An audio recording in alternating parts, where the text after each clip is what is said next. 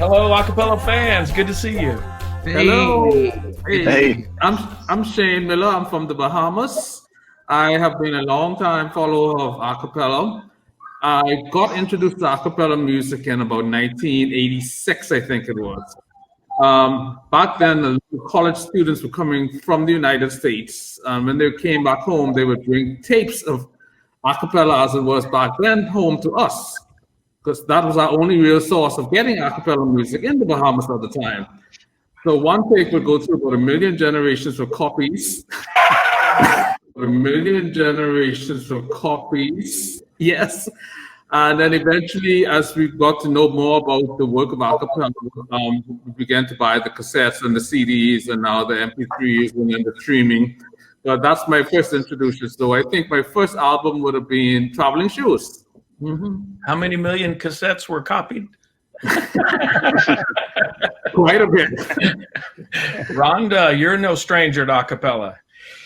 Oh, yeah, I'm Rhonda Colson. I live in Little Rock, Arkansas, and I was trying to think of the first time, and we think we narrowed it down to Vandenberg Auditorium in Evansville, Indiana.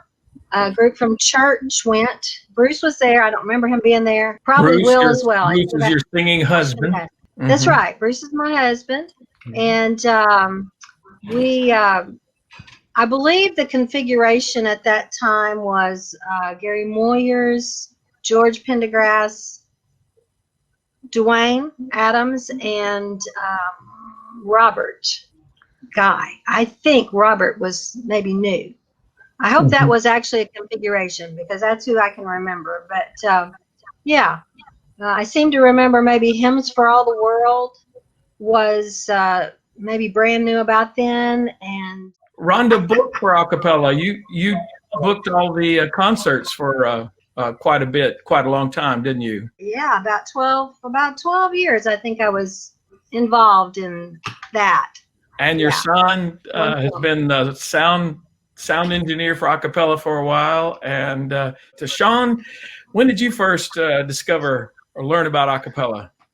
Man, I have loved acapella since I was about probably 6-7 years old. I mean, I just turned 40, so it's been a long time now that I've loved acapella. My parents actually took me to acapella concerts when I was a kid. I grew up going to the Tulsa Workshop and seeing acapella at the Tulsa Workshop, and I grew up around North Kansas City, so St. Joseph, Missouri was where I was raised, and so I saw tons and tons of concerts in Kansas City, all throughout Kansas City, St. Joe, Missouri. It was, I mean, to be honest with you, there was really only acapella for a little while. Then there were a few other things that we were listening to, but it was like that was the thing, you know. Like we didn't have a choice in the matter. We just didn't really have other resources, if you know what I'm saying. So in the car, it was like, you guys want to listen to acapella, or acapella? We did, and I remember all those Traveling Shoes. We had His Image stuff. We had. I mean, we're going way back. Like we in a time machine up in here. You know what I'm saying? Like it was. We listened to everything, and we wore those tapes out, dude. We didn't just listen to those things. They broke in the machine, and my parents were like, "We need to get a new acapella tape now." So I mean, it was deep. You were the first one to ever tell me about the. Did you call it the acapella game or what? The acapella game. Yeah. Basically, yeah. So the acapella game was like, I went to York College, so shout out to York College, woo woo, you know. And I basically, most of those people were born and raised in the Church of Christ, you know. So, and acapella was very, very big in the Church of Christ, and so basically everyone knew most acapella albums and songs. You know, everybody had their favorites, but the game was, you sing one song and then you figure out what the order of all the other songs was on the tape. So if you sing we have seen His glory, you know, when it's over, whatever, you know, then you figure out what the next song of after we have seen His glory, you know, is. And so I I couldn't even tell you that right at this moment. I just use that as a. Oh, you've lapsed. Is that you're I've saying? lapsed. Right now He we're said he's fostering- 40. In case you missed that. That's what I'm saying. Yeah, and we're fostering twin 2-year-olds. So I've got child brain. That's great. First Paul. Yeah. First Paul. First of all, the year was 1990. I grew up in a family that was really conservative. Wasn't really allowed to listen to much music. Didn't have a TV, that sort of thing. And I remember my parents said, "You can listen to acapella. We'll let you listen to acapella." I had an uncle who was living with me that would be playing it from his room, and I just remember hearing these harmonies and going, "What is this? What is this music that I'm hearing?" And ended up getting Rescue, and it, I guess, rescued me from the monotony of not having music to listen to.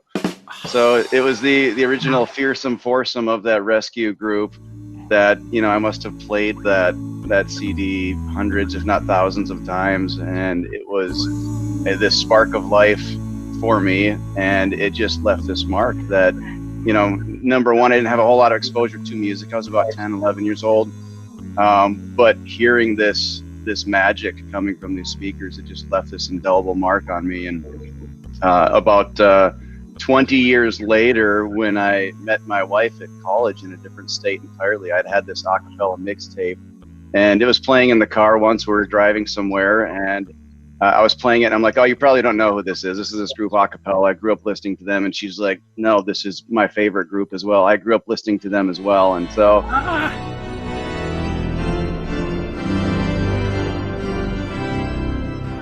oddly enough, we kind of initially bonded over our upbringings with acapella in totally separate states, and we still absolutely enjoy listening to them.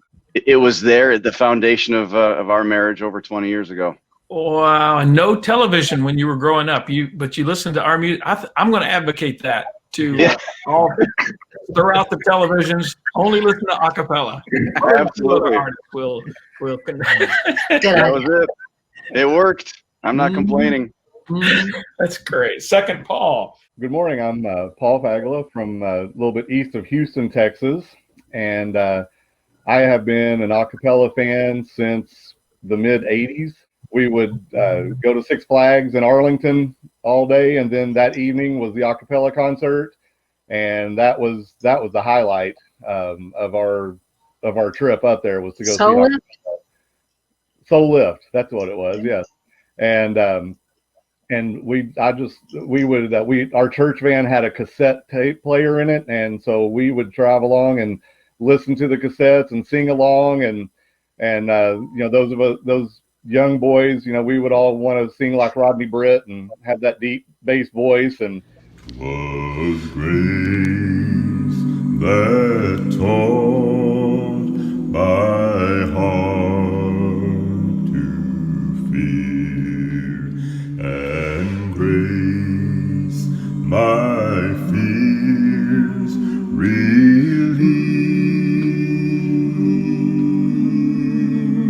Oh, how precious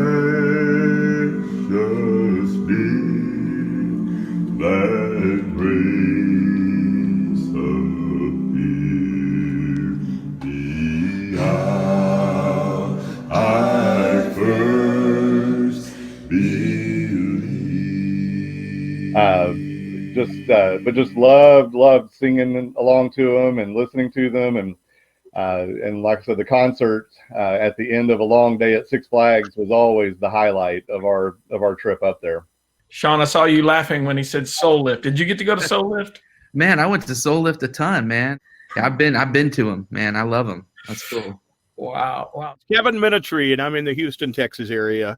I've been a Texas native forever and ever and ever. And I actually went on a Reach Out for Christ campaign back in my college days in the late 70s, early 80s to Woodsfield, Ohio. And during that time, we were riding around the town, knocking on doors, handing out information, trying to get people to come to a big meeting they were having at the county fairgrounds. And the group that was carrying me around the city, we were listening to this 8-track tape of a group called New Life Quartet. That they had been to a concert at some college campus in Pennsylvania, I guess, and they picked up this 8-track, and it was like this was Wait, something wait, I wait. had never. You have to explain to Zach what. Oh, I'm sorry. See, it's this You're little right. cartridge. But really, it was music that I had never. I'd grown up in the Church of Christ and never knew you could have fun singing, Oh, honestly.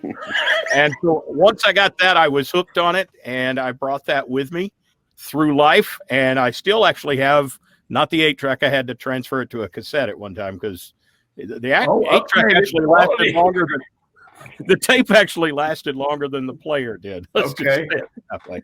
Well, once I got into that kind of music, I started figuring out I've got to find ways to find out who these people are and follow them. And I did through the His Image phase and then into the Acappella phase. And it's just been a lifelong commitment since then. You go way, way, way back. And what's I neat think is I'm with all old. the singers that have been a part of Acapella, Yep. most of them, they'll say that they were Acapella fans and are still Acapella fans, like Zach George, who yeah. is a singer in Acapella. Yeah, I'm Zach George. I live in Russellville, Arkansas right now.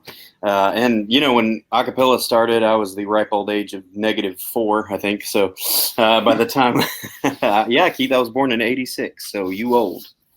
But Oh, Okay.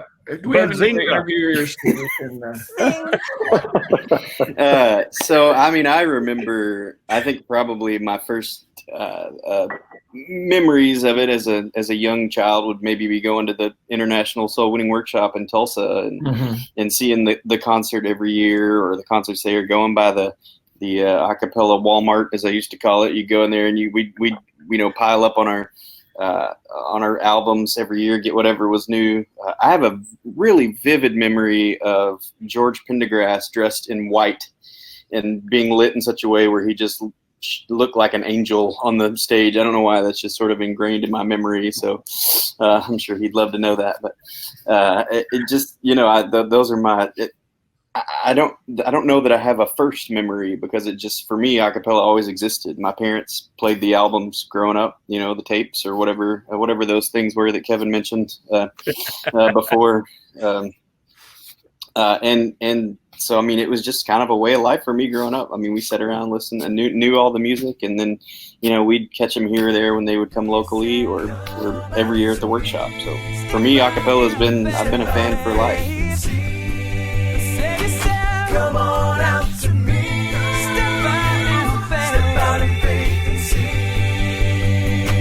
Lord, save me. Please won't you see me, Lord? Lord, save me.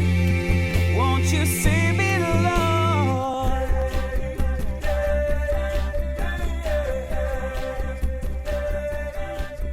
I've been a fan for life. Wow, truly, no exaggeration there. Not so, at David, all, yeah. when did you first hear about? How did you discover Acapella? Well, I discovered Acapella more by accident than anything. A few buddies of mine and I had a little singing group, and we used to sing in a ice cream shop, and people would come in, hear us sing, buy ice cream, and one afternoon a gentleman came in and handed me a tape and said, "Hey, you really need to listen to this." And it was Acapella. And this was, I guess I was probably a sophomore in high school, so mid-'80s. I looked at it, Acapella. I plugged it in, and I realized that what he was really telling me was, hey, this is what you guys should sound like. Should sound like. This is how it's supposed to be done.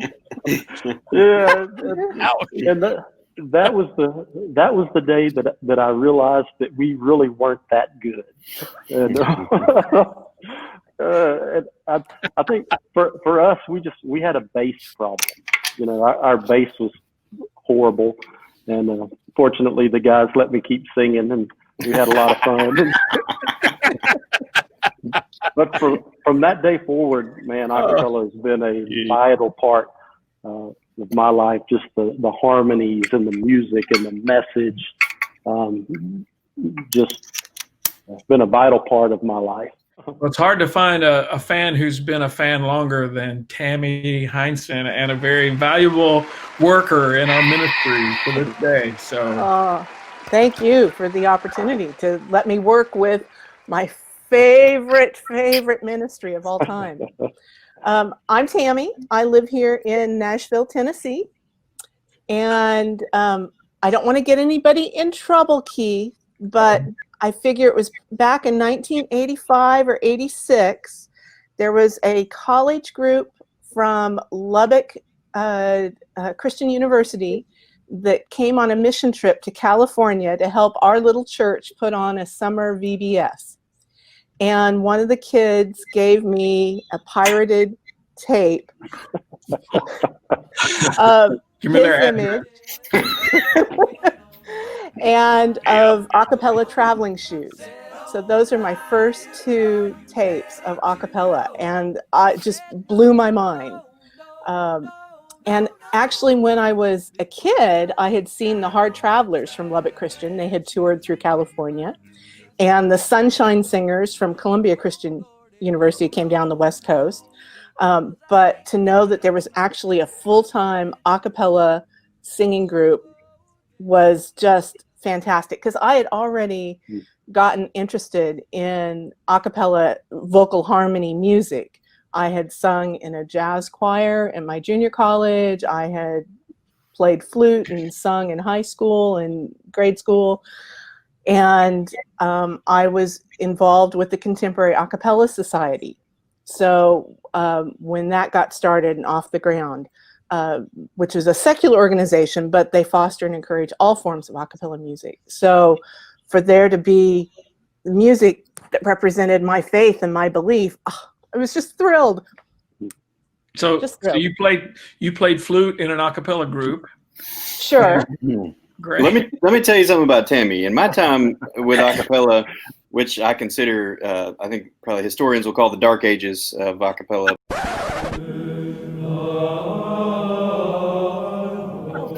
There was never a shortage of random strangers that would show up and say, "Hey, we want to come help." And sometimes it would be interesting, But I remember Tammy coming and being like, "This lady is just." She's working hard. She's got skills, valuable, and I'm so glad you're around, Tammy. I think they're better because of you. So. Oh. Yes, Tammy. Yes, Tammy. Thank you, Zach. Thank you. That just warms my heart. All right. Thank you, Zach, for sharing that. You're very well said. And I can't think of a country outside of the U.S. that is more a cappella friendly to our group a cappella than Brazil, and we have somebody from there. Go ahead and introduce yourself, Newton.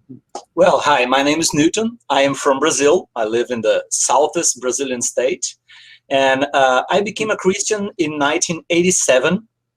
I don't know if 2 or 3 years later, I had the first experience hearing a Christian a cappella group. It was Glad, the a cappella project, the first one. And just after that, someone showed me a brand new long play, Sweet Fellowship. Oh my God, it was amazing. After that, I tried to purchase other Glad and other a cappella. A cappella, it was not love at first sight because I couldn't see, but they love at first hearing. Yeah, and it was amazing. I tried to search for it, but in Brazil at the beginning, it was not. I don't know how it spread so much in Brazil. In the beginning, we could not find so much material. There was not in the store. I tried to Christian stores, I couldn't find it. A friend of mine brought CDs from outside, so I could get some CDs like this. And then, I don't know how, boom, a cappella is very, very famous here. We have some, in 2000, when a cappella came to my city, for example, we have security. Everybody, all 2,000 of them can meet us. But they were getting a little excited. And we came out and they had set tables out for us to sit behind. And there were security people around us, I don't know, 30 of them maybe, just trying to block the people off. And we're sitting there and the tables start to push back. And they pulled me all the way across the building and put me in a cage. And I was in there by myself and I was a little scared. And all the people would come over and they'd open it up and let 10 or 12 people in and shut the door behind them, and we'd sign, and take pictures and talk to them, and then they'd let them out one side and let another group of people in. And the people, are they for real? Yeah, they're for real. You're stars here. So wow. Yeah, And you've helped out on some of those tours. I'm Richard Blankenship. I'm a professional counselor in Atlanta, Georgia. And That's why we're here. Okay. So I'm here because they thought y'all needed a group therapist. But I first heard of Acappella, was introduced to them when they were still called His Image. And it was back about probably 1983, 1984, somewhere in there. And I was invited to attend a concert they did at a church in Nashville on a Sunday afternoon. And Keith actually came in and sat down right next to me, something I wouldn't expect him to remember these days, as long ago as that's been. And then I just fell in love with the group from that day on. And throughout all those years I was in Nashville, I went to hear His Image and was even there when they changed the name to Acappella, kind of one of the trial run concerts one Friday night. And it was just the music has just blessed me in so many ways all these years, and was so helpful during the college years for me. Wow. So many people know of Acappella who don't know of His Image and the early roots. So that's exciting, Richard. Yeah. So I still have the old cassette tapes from that era and still have something to play them on, and they still work. No, do you have Made in His Image with Go Jonah? No, I don't have that. So I do need to get that updated. Thanks, Don. It's a rare. Well, my name's Hoss Ridgway, and I live in Franklin, Indiana, and I'm the preaching minister here, and I also am a comedian, travel all over the United States. Well, not right now, but I have in the past. And so my first introduction to Acappella was back in middle school, early high school. There was a youth rally at Opryland down in Nashville, and we lived in Bowling Green, Kentucky, and we went down there, and then one of the volunteers in our youth ministry, he gave me a cassette for my first car, and I wore it out, and then I found all the cassettes, and there's a whole lot of story there where I really wasn't allowed to listen to stuff that sounded like instruments that was inspirational. So, I just wrote AC/DC on my cassette, and it worked that way. I could get that in the house. Anyway, so AC/DC was okay, but Acappella was enough. It said boom boom too much, I think. That was and but no, it wasn't that horrible. But I loved it. I listened to it. I couldn't get enough of it. And I think my first concert where I had already experienced the music and then I was able to sing along kind of concert was down in Montgomery, Alabama at Landmark Church. And I was writing in the newspaper for Faulkner University, and I wrote an article about Acappella, and that ended up in the yearbook. So I was like, it made me look like I was on the yearbook committee, and I was not. So you went to Faulkner? I didn't know that. For a couple of years. So when did you start professional as a comedian? And we, by the way, we love having you on Acappella cruises. You're such a big hit. Thanks. Back in the 90s, I had a very short-lived musical career. In other words, I signed a contract with a group in Nashville, and I don't even remember their name now. And then they sent me a letter saying I was released. It was like the fastest career in music ever. And so I was like, what am I going to do? And so I went into ministry full time and started doing comedy off and on in the early 90s. So my dad, when we play basketball, he had a bad knee. Go to the right, always score, right? If you're one of my brothers. But anyway, I had husky jeans. So,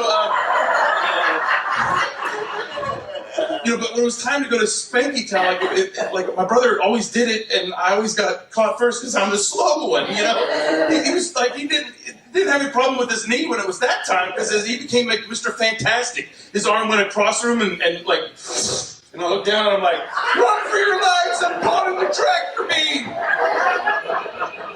And then I did like a little 2-man group called Two Big Guys, and I'm sure that you can know what we were, Two Big Guys. And then several years later, I started doing stand-up, and then it just happened. It was kind of a beautiful thing. So cool. Okay, I'm Diane Anderson, and I live in Crosby, North Dakota. And we first learned of Acappella. My brother-in-law went to a concert in Minot, North Dakota. And he came back with what I remember being an LP record, Sweet Fellowship. And he said, Diane, you're going to like this music. And so I took a listen, and I did like the music. And then we just waited for another concert to roll around and have been going to concerts ever since. And cruises. And cruises. That's how we got to know you really well. And Bert, when Acapella would sing in My Not, they went several times. I wasn't on the trip, but they would come back singing, in my not tonight, in my not tonight. Thank you very much. But, you know, a lot of that guys who've sung with Acapella, and we've been blessed with quite a few over the years of 38 years and counting, but most of them said they were Acapella fans before. And one of those guys who sung with Acapella and claims to have been a longtime fan is already demonstrated. I'm Don Connell from Abilene. I work for a company called Creative Graphic Solutions, marketing advertising company here in Abilene now. First heard of his image, it was either 82 or 83 or 83 and 84 when y'all came to Foundation School of Church Music near Austin, Texas, Camp Hensel. And I remember Atom Bomb and Excuses and Heaven's Gonna Shine and El Shaddai. And that was my first taste of acapella. Richard, And you've got some competition here. He goes way back. He's bringing back some memories. Oh, man. One of the songs you all had was called "Oh Buddha." 'Cause it won't be oh Buddha that's sitting on the throne, and it won't be oh Muhammad that's calling us home. Oh Buddha, he was a man. Yep. One of the funnier times, Keith, I was about to go in one night to hear you all perform at the Madison Church of Christ during that era, and a couple of us had been studying the Bible with some people who were members of the Unification Church. And we thought, and they were visiting. They came to the concert with us that night. And I thought, oh gosh, they're going to sing Oh Buddha and hear that line of we're going to see the sun, not Reverend Moon. And I'm going to have trouble afterwards. And I remember coming to talk to you before the concert, and you were like, don't worry, we're not singing that one tonight. Wow. That was like the time you went to the Buddhist hot dog vendor and asked him to make you one with everything. Okay, Don, you were saying, wait, Haas was here. Why am I bringing up dad jokes? There's been several groups that have come in, but the one that I remember the most was when his image was there. I think it was you and Ron McComas and maybe Tim Tripp, Gary Yeager. I think those were the. So I think you had Randy Hatchett in there somewhere. Yeah, Randy Hatchett. Yeah. He was one of the first. And still no Haas Ridgeway. That's just right. How it is, Well, right? Something's not right about that. You know, Rodney's made such an impression, Rodney Britt. So many people say, yeah, I remember hearing Rodney Britt, who was in the very first group, which he wasn't. He came 3 years after started the group. I think I saw you and Rodney at ACU with AVB was the backup. I don't know if you remember that. Well, I have slept since then. Yeah, that's a few years ago. So, Haley, how long? Tell us who you are. And I am Haley Loki. I'm from Plano, Texas, and right now I'm a preschool music teacher or a preschool teacher. Fun fact. My husband played football in high school and in college, and all the kids would listen to AC/DC to rep them up for the games on the bus. He would listen to acapella. That's what pumped him up. And he has every acapella tape, CD ever. So whenever I found that out after we met, it's a good thing, we approved. I learned about acapella when I was very little, and I would listen to it all the time. I would harmonize with it because there weren't a lot of groups at the time that you could just sit and harmonize with while you're at home. So I would have all the tapes, Acapella Conquers, all that. Of course, his image stuff. And always listen to it while I'm getting dressed for church, listen to it in the car. Went to Oklahoma Christian University for college, and of course, listened to it there. So we've always been an acapella fan. Always, always, always. I love the tight harmonies. I love the message. I love how you learn scripture through it. I love how it's taken right from the Bible. Mhm. It's such a great ministering tool. So I could tell all my friends about it, even my non-Church Christ friends. We could bond over it because they know it. So it just kind of reaches across all faiths that you can really understand what the Bible is telling us. And it's a neat way to remember things. So I remember learning scripture through it as a little girl. But yeah, I would listen to it all the time. And so I have to tell you this, the first time I ever met Keith Lancaster, I totally fanned out. I was like, oh, that's Keith. It's calculated that this young mob is generating enough energy to put 3 Atlas missiles in orbit and power 54,000 transistor radios. You know, the biggest celebrity, and poor Keith Lancaster. But it was such an exciting moment, and it was so cool to be able to share with my friends who were not Christians.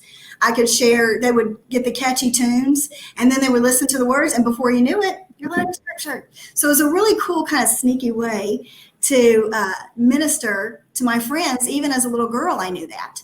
So it was always a lot of fun. It's great harmonies. They're tight harmonies. It's, you know, I'm a bass fan, so the basses that acapella's always had are just such a awesome, impressive thing. It's cool. Don and I are not bassists, but you're right, Haley. It's music you can harmonize with, the way Haas harmonized with AC/DC, right? Exactly. And you know, Haley, I also learned how to sing listening to acapella, because I struggled with singing. I loved it all my life, but people were telling me I couldn't do it, and then I was given, I think, Conqueror's cassette, and then Sweet Fellowship cassette from that guy at church, and man, I just learned every part from every singer, and I've been able to thank all those guys over the years. Say thank you for teaching me to sing. You know, I've been in several singing groups since then, and love music, and I was a worship leader for over 20 years, and so I mean, I loved the influence. Like, you know, thanks for bringing that up. And I love it, Haas, that you attribute those recordings to helping you discern the harmony parts. And when you hear it over and over, it becomes like a language. You learn this language that most people don't take the time, especially if they're not musicians, to learn. And we're blessed to have that. I'm Jeannie Cole. I'm from Fort Smith, Arkansas, and I'm an acapella fan, and have been since the mid-1980s when we lived in Naples, Italy, and somehow got a copy of Traveling Shoes, I believe, and that's what we played all the time. And when we came back at some point, we picked up another, I believe that may have been Conquerors, and have just really enjoyed that music and raised our kids singing acapella songs. Wow. So the Traveling Shoes made it all the way over to Italy, huh? It traveled over there, and we can't figure out how we got it, but we did get a copy of it. No wonder those boots had a hole in it. That's it. Zuriel, how did you first hear about it?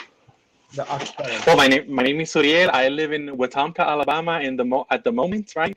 And I first heard of acapella. I was literally walking out of church, and I had 2 friends coincidentally on the same day. One of them, Alexis, was showing me Everybody Said, and my other friend, Jamil, was showing me the song Take It Away. And at the same thing, I remember thinking, because at the time I didn't know, I grew up Seventh-day Adventist, so I didn't know about like acapella. So I remember thinking, there's instruments, why go through all the trouble of singing all the voices? So, well, one of them gave me the cassette at that time, and I remember I just started to play it. To this day, I cannot get enough of acapella. Wow, the same day? I mean, did they both know that they were both sharing it with you the same day? No. Coincidentally, on the same day, they were in their cars. And I don't know, it was amazing. Sounds providential to me, Zuriel. Right. I was destined to hear that day. Absolutely. Wow. Absolutely. Well, Keith, hey, how you doing? I'll point up. Double A. Yes. I've actually had a chance to tell Keith this story once before, but my name is Aaron Herman, and I was about 8 years old. I remember this moment so vividly. I was at church camp, and it was a campground, and we were I was just playing, and I was running somewhere near my campsite, and all of a sudden, I heard this sound, unlike anything I'd ever heard before. And this sound led me to this old beat-up station wagon that had the windows rolled down, and this sound was coming out, and I think it was actually Keith. It was the sound of Keith and Rodney, but it was the Conqueror's cassette. We're all going back to cassettes, Keith, so you're gonna maybe feel a little dated here with these stories, but and I was utterly mesmerized. And as an 8-year-old, I found the person whose car it was, and I said, "You must tell me, what is this?" And it changed my life forever. So thank you. You didn't make that up?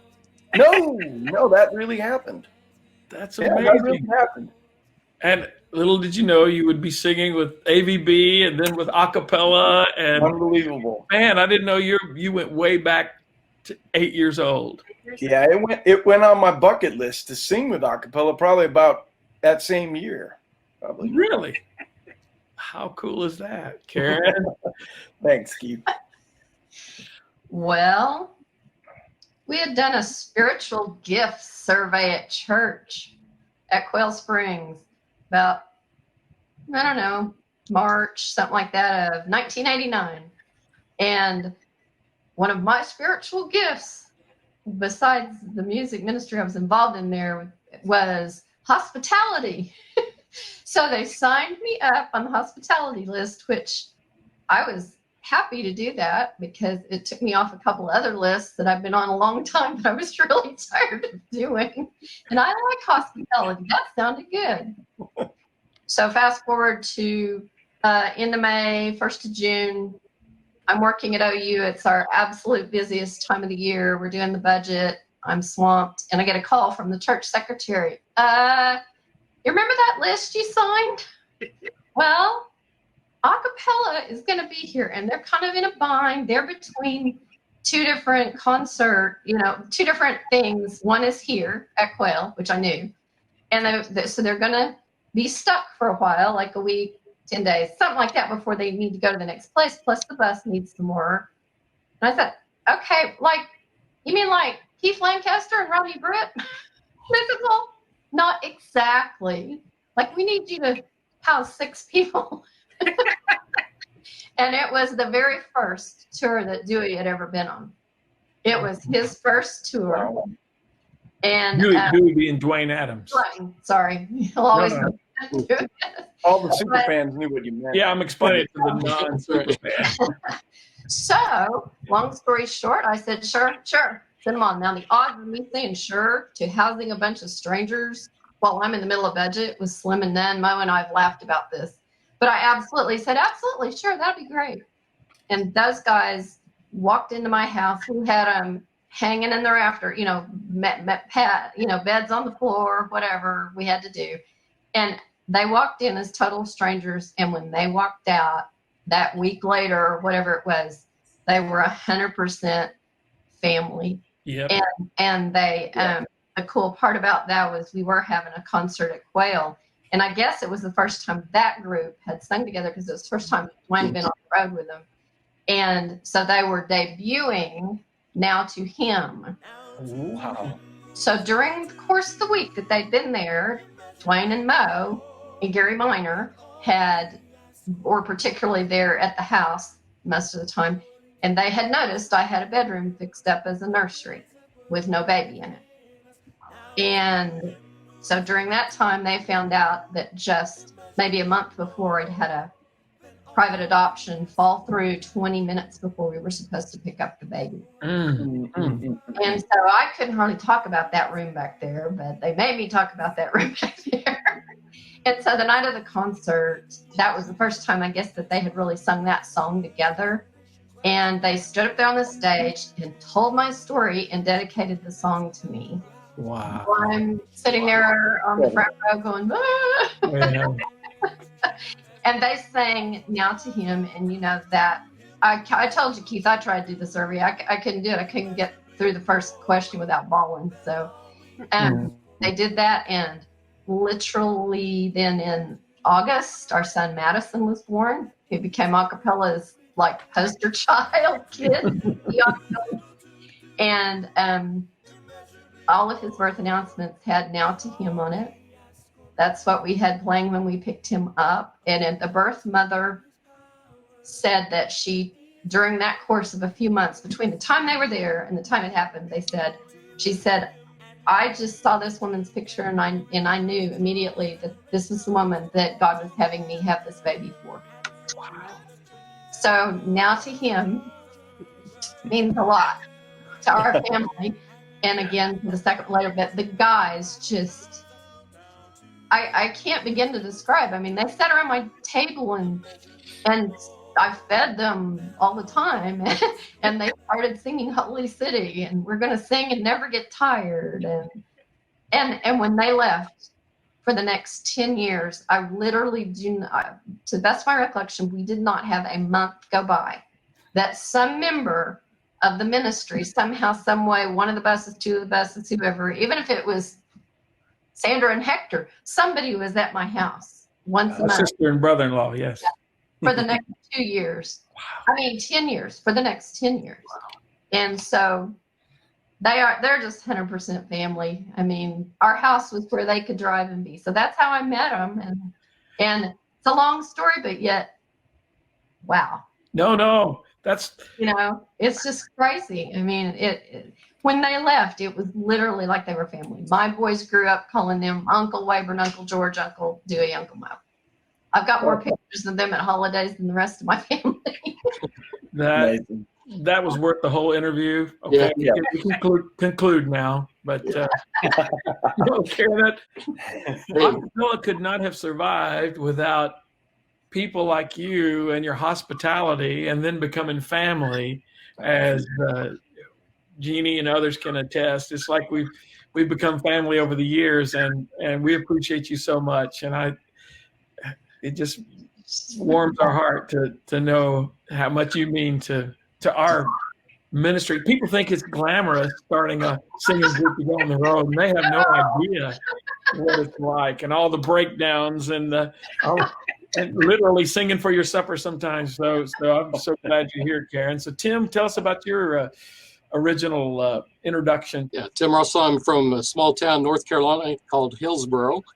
And I feel like I need to make something up because your stories were so awesome and mine seemed so less than awesome. I was first turned on to Acappella at a Tulsa workshop in 1993.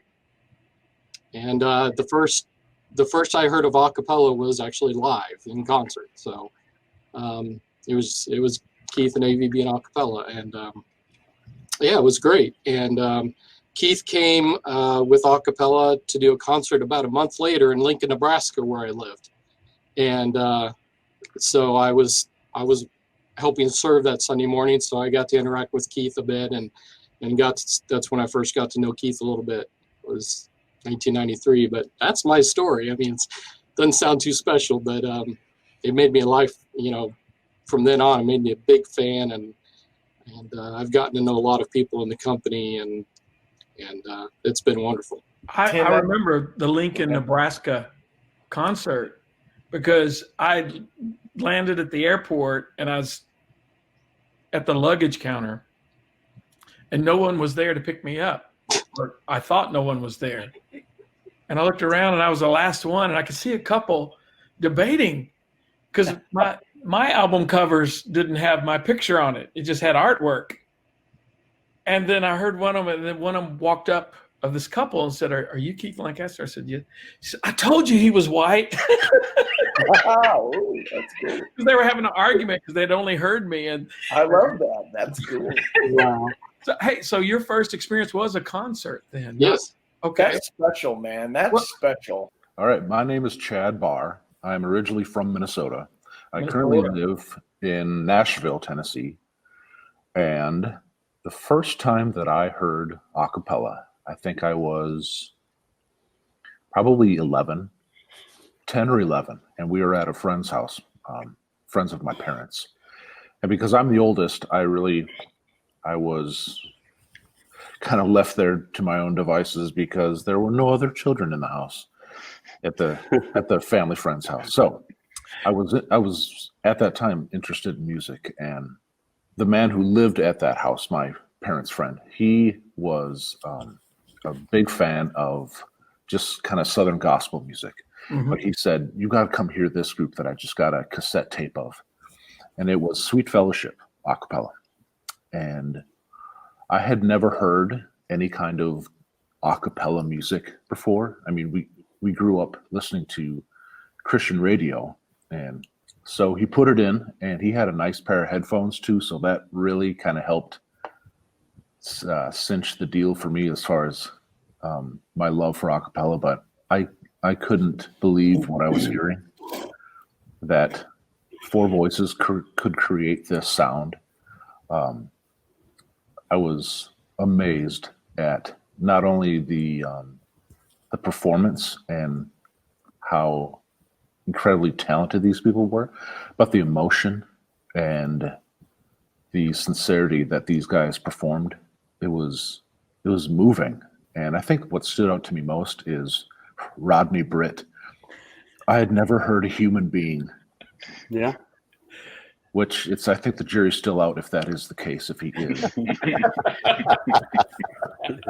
But that stuck with me, and I wore that disc out, that cassette, and that's really what set me on the trajectory to wanting to be in acapella, and then wanting to be an intern and coming down to sing with AVB. Oh yeah, acapella vocal band. So you were first introduced through Sweet Fellowship. That, of all the albums, I mean, there's a lot of just four parts, just simple. So maybe the headphones helped you, but it seems like that would have been just hearing four voices. If you weren't used, you said you didn't. Yeah, I'd never heard any kind of just a vocal quartet. I'd never really heard that before. And I mean, we sang a lot of harmony in my house. Everyone in my family sang. Wow. So at any point we'd be listening to music and either my mom or dad were harmonized with it. So I was familiar with that concept, but I had never heard it without instruments. So it was life-changing. I mean, there's no other way to put it. Wow. Well, Brett grew up. That's awesome. Brett, you heard some acapella singing growing up. I did. In fact, the first time I heard Keith was in 1978, New Life Quartet at Teens Take America. Do you remember that? Mm-hmm. Wow. It was a big deal. Yeah. Wait, tell them where you grew up now. So I grew up in Newkirk, Oklahoma, and Teens Take America was a big event that was held in Oklahoma City. And so Keith was young and I was younger then. and acapella was probably something you were already thinking about. But man, that was just a whole paradigm shift for me hearing even the New Life Quartet. You guys had some just a much more put together sound than anything that I'd heard up to that point. And I still love listening to some of those LPs that I've got of you guys. What year? What year did you say? Well, I think it was 78 because it was the summer after 8th grade. That's all I remember. John, how old were you? I was 1 year old. Just 1 year. I was 4. But Brett, we had matching suits, didn't we? We had matching suits, and a little bit more. I thought you and Brett had matching. No, I don't wear suits. But still, for what it was, it was a much more contemporary version of traditional quartet music than what I had heard up to that point. And wow, it was one of those things that shaped my thinking. I mean, I remember leaving thinking I want to do something like that someday. And then it was probably just 4 years later when I met you with his image was at York College when I was a freshman there. Nebraska. Yep, in Nebraska. Then later at OC, when I had my group, New Creation, Yeah. we sang with you guys periodically, and it's a lot of fun. Denise Sweet sang Denise with you, Sweet. who also sang back up. So yeah. So New Creation. Yeah. And then after New Creation, you sang with Tim and Steve. Was that right after that? No, that was after AVB. So okay. You became a part of AVB in what year? Do you remember? Acapella Vocal Band, which originally started as a backup singing group for Acapella.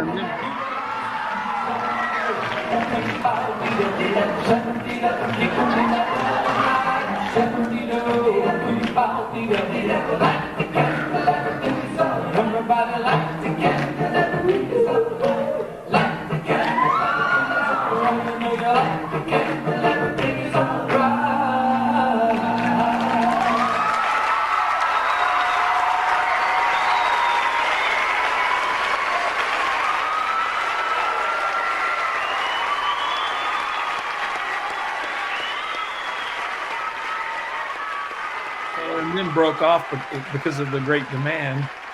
Right. That was in 1987. So when I left OC, I went to grad school in Memphis and was working on my MDiv there and went to Memphis State. Keith and I spent the day together. Keith had left his concert clothes the town he was at before, so we spent the whole day looking for wardrobe for you. And and then we went and had a concert that night at Memphis State, which is now University of Memphis, I guess. Wow. And and you and I talked afterward, and you were in the middle of putting AVB together. And I sang at Tulsa with you guys that year, even though I was still finishing up at Hardy Grad. And then when I took my last final, 3 finals, grad school finals in one day, loaded up my truck, went to Paris, Rodney helped me unload, and we left at midnight for New York. That was quite a day. Wow. Drop your nets and follow the music ministry. Now, you were part of AVB, and Chad, you were part of AVB many years after that. I don't know. Do you remember what year you joined Acapella Vocal Band? So it would have been 97 is when I was asked to join. And then then we all kind of went home for Christmas break. And I remember that you sent an email saying, well, let me back up. At this point, there was only myself and Tony Brown, who had been an extraordinaire. Yeah.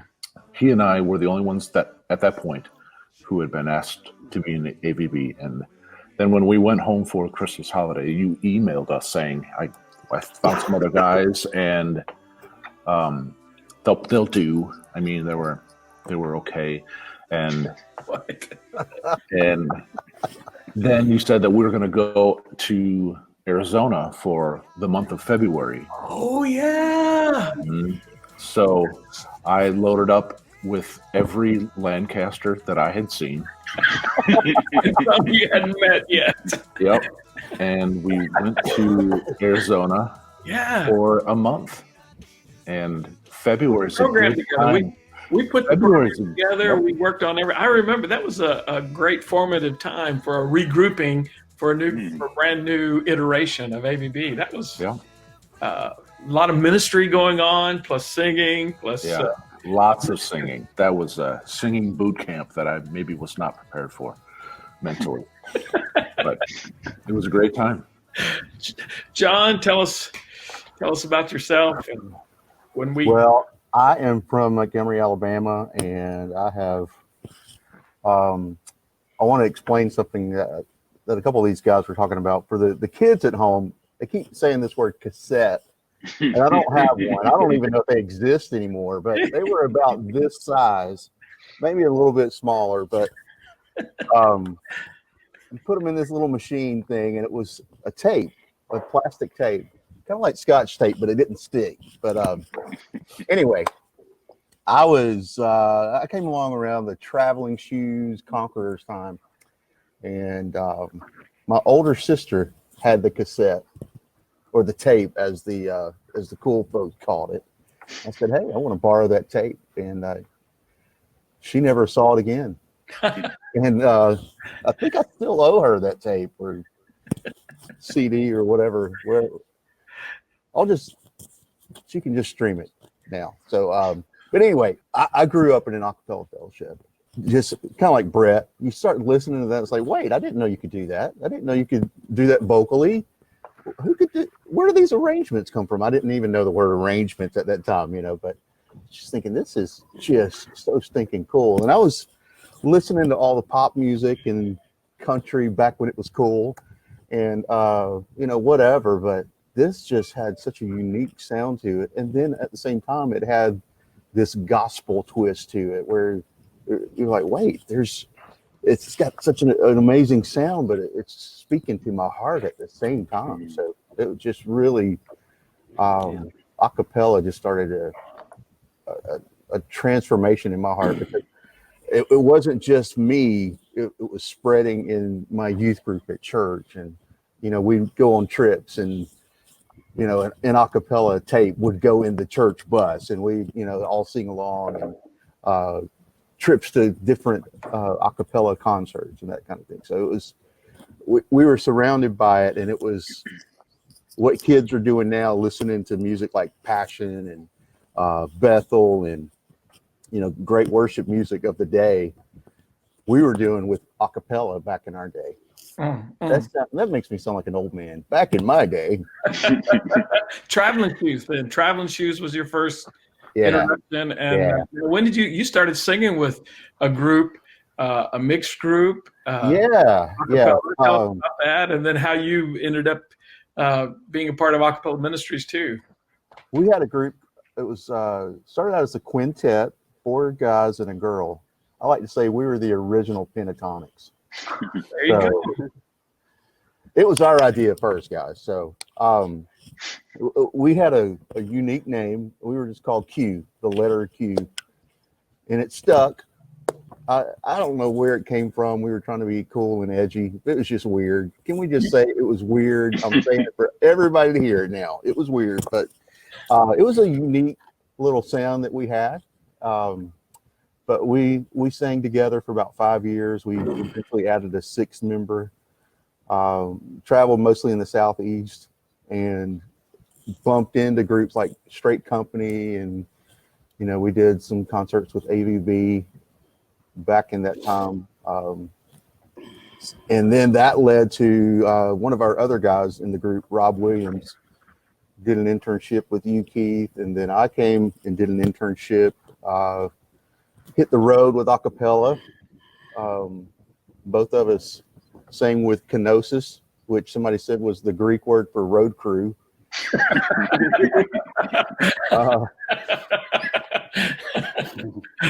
But did that. That was an opening group that also the road crew had set up. And did you?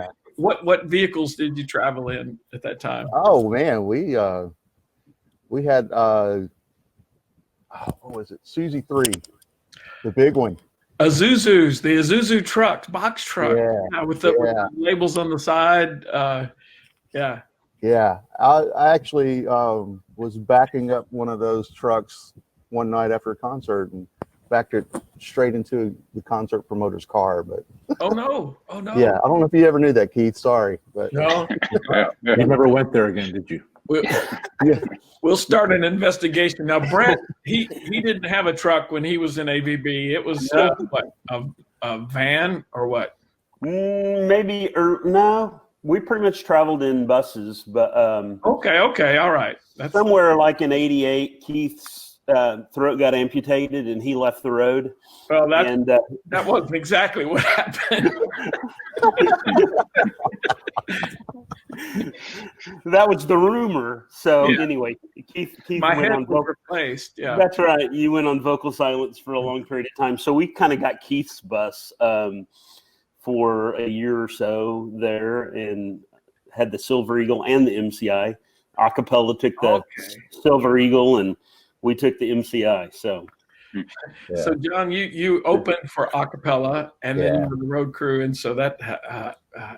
I was Acapella's road manager for a while. Oh yeah, so was Brett. Yeah.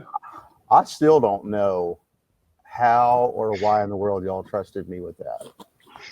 I was 22 years old, and you're like, "Hey, John, tell us how to get there." What? So, wow. That was before email and internet and cell phones and GPS. GPS. So.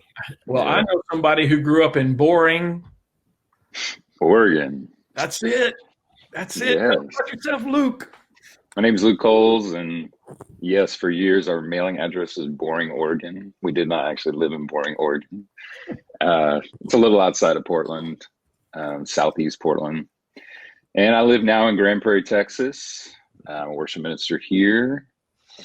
My first introduction to acapella, I can't remember what year it was, but it was a cassette tape of We Have Seen His Glory. My grandmother, I don't know, she bought it like at a Christian store thinking, oh, this looks nice, like quartet music or something. And I saw it. We were living with her at the time. I grew up on this private road, and my mom grew up in that house. And after my grandfather passed away, we were living with my grandma while we were building our house at the top of the hill. And so I like look at the stereo and I see on the cassette, I'm like, what is this? And I asked her, I was like, where'd you get this, Grandma? And she's like, oh, I bought that. It's not what I thought it was going to be. And she listened to pretty much just classical music, and it was too rowdy for her. Yeah, a lot of choral type music. And so and then I started listening. I'm like, oh my goodness. And I could not stop listening to it over and over. And, you know, to hear vocalists like Wayburn and George and things that they were doing that I, you know, this white kid from the Northwest was not really exposed to at all. And so We've Seen His Glory was a great introduction to acapella. And that led to you going head deep into acapella singing in your life up into this, including now. But tell us how that progressed and the early group. Yes, 7th grade, first day of choir in 7th grade. I ended up sitting next to this kid named Zach Wilson. What? And we were tenor and acapella. Yeah. All right. So Zach and I were talking. We realized we were both from a Church of Christ, and so we had that connection of acapella music. And next thing we knew, we were jamming to acapella songs.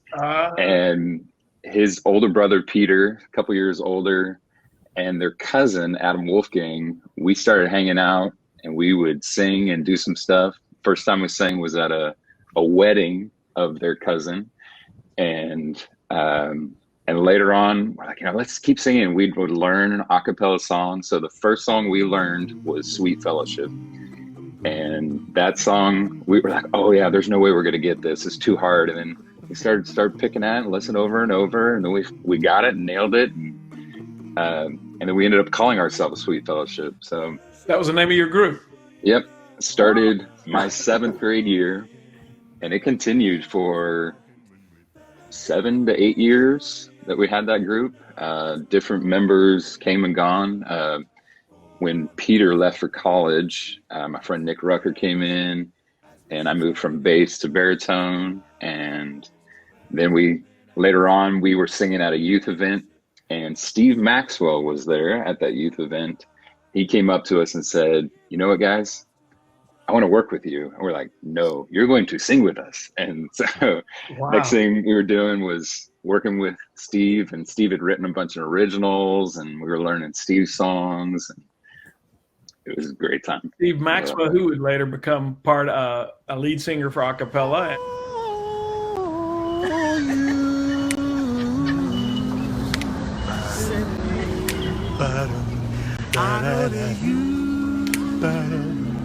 Darling, you send me. I know that you send me. Honest you do, honest you do, honest you do. And Brett Sussman sang with Steve Maxwell for a long time in another group. Wow, that's Luke, I love what you guys are doing now with United Voice Worship. It's tell the folks you've got all cultures represented, and it's still a cappella, but it's war worship, but upbeat. Yeah. I love what you're doing. It's just amazing.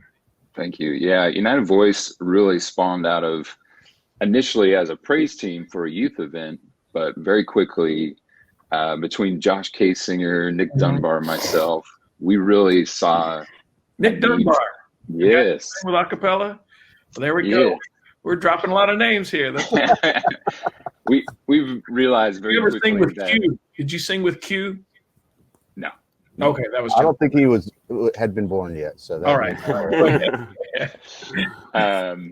Yeah, just realizing there is so much more of a need for a conversation, especially within our churches, to break down those barriers of, the cultural barriers, the race barriers, things that are, happening in our churches and obviously in our world that have divided us. So our key thing that we're trying to do within United Voice is to break down some of those barriers and create a conversation, create a space.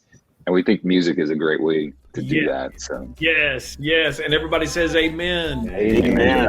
After too much talk, I mean, nothing wrong with talking, but we need actions, and you guys are it's amazing what you're doing. Wind was a howling and the waves were high. The man was walking on the water, but something was holding me back, holding me back. Something was holding me back. Hi, I'm Melissa Lancaster, and I want to welcome you to Praise and Harmony TV. Here on this app or website, whichever you're using, you'll find countless videos on how to sing, vocal care, music theory, training for individual songs, and learning harmony parts, music videos and lyric videos for your church to stream, children's content, and so much more. We are adding new content every day, so be sure to take a look around and be sure to sign up for your 3-day free trial.